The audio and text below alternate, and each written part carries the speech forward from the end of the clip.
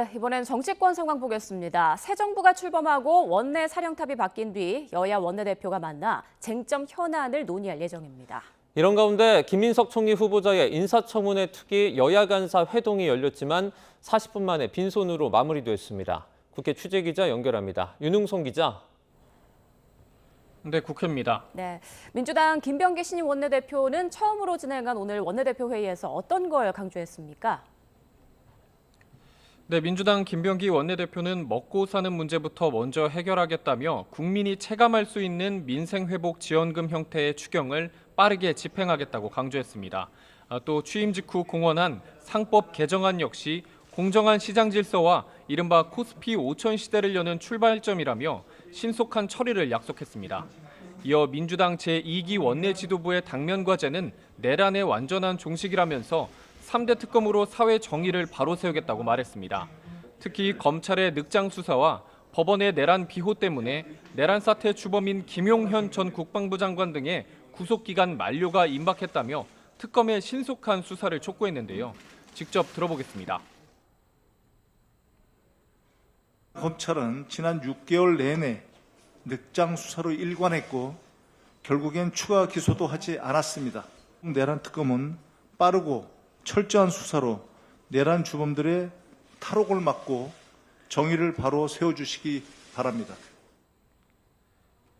김 원내대표는 조금 전인 오후 1시 40분쯤부터 김용태 국민의힘 비상대책위원장을 시작으로 송원석 국민의힘 원내대표 등 잇따라 야당 지도부를 만나 협치를 위한 대화에 나섭니다. 이 자리에서 예결위원장과 법사위원장 등을 선임하기 위한 논의를 진행하고 내일 모레로 계획 중인 본회의 개최와 관련해서도 야당의 협조를 구할 것으로 보입니다. 다만 법사위원장 자리를 놓고는 원내 2당이 맡는 게 관례라는 게 국민의힘의 입장이라 협상이 난항을 겪을 것으로 예상됩니다. 새 당대표를 뽑는 전당대회가 8월 2일로 정해지면서 당권 경쟁 레이스도 본격화하고 있는데요. 정청래 의원은 일찍이 출마를 선언했고 박찬대 전 원내대표가 이르면 이번 주에 출사표를 던질 것으로 보입니다. 둘 다 친명계로 분류되지만 아직 출마 선언을 하지 않은 박 전 원내대표를 당대표로 추천한다는 내용의 연판장이 온라인에서 돌면서 당대표 선거 조기 과열 양상 분위기도 감지되고 있습니다. 네, 국민의힘 소식도 알아보죠. 어제 선출이 된 송원석 원내대표는 첫 번째 회의에서 협치를 강조했다고요?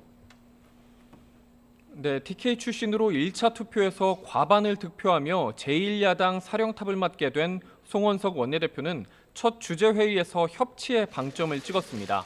송 원내대표는 국민들이 정치권에 민생 살리기를 위한 협치를 요구하고 있다며 소수 야당으로서 줄 건 주고 받을 건 받는 전략적 협상을 하겠다고 예고했습니다.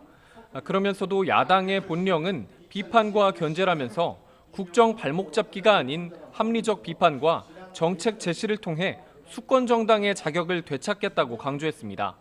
G7 정상회의 참석차 출국한 이재명 대통령에게는 국익을 극대화하는 외교적 성과가 도출되길 기원한다고 말했습니다. 대선 패배 이후 당 수습 방안으로 조속하게 혁신위원회를 구성해 김용태 비대위원장이 제안한 5대 혁신안 등을 포함해 논의를 이어가겠다고 밝혔는데요. 직접 들어보겠습니다. 혁신위는 김용태 비대위원장이 제안한 5대 개혁안을 포함하여 당의 전반적인 시스템 개혁까지 포함하는 구조개혁을 논의하고 당내 의견을 두루 수렴하는 개혁안을 준비할 것입니다. 이에 대해 김 비대위원장은 자신의 거취가 결정되고 다음 지도부에서 당 혁신위를 구성하는 게 맞는다고 생각해 한다고 말했습니다. 김민석 국무총리 후보자의 인사청문회 특위 여야 간사 오전 회동은 40여 분 만에 끝났는데요. 이종배 위원장은 일정과 증인 신청을 두고 협상을 벌였지만 합의에 이르지 못했고 오후 4시에 다시 논의를 이어가기로 했다고 밝혔습니다. 앞서 특위 소속 국민의힘 의원은 YTN과의 통화에서 다음 주 초반 사흘 동안 청문회를 제안할 계획이라고 말했습니다. 반면 여당에선 이틀이면 충분하다는 입장이라 이를 두고 진통이 있었던 것으로 보입니다. 특히 국민의힘이 김 후보자에게 불법 정치자금을 제공했다는 의혹을 받는 강모 씨와 아들 유학비 출처 파악을 위해 전처 등 예민한 증인 신청을 예고하고 있어 타협점을 찾기가 쉽지 않을 거란 전망도 나옵니다. 지금까지 국회에서 전해드렸습니다.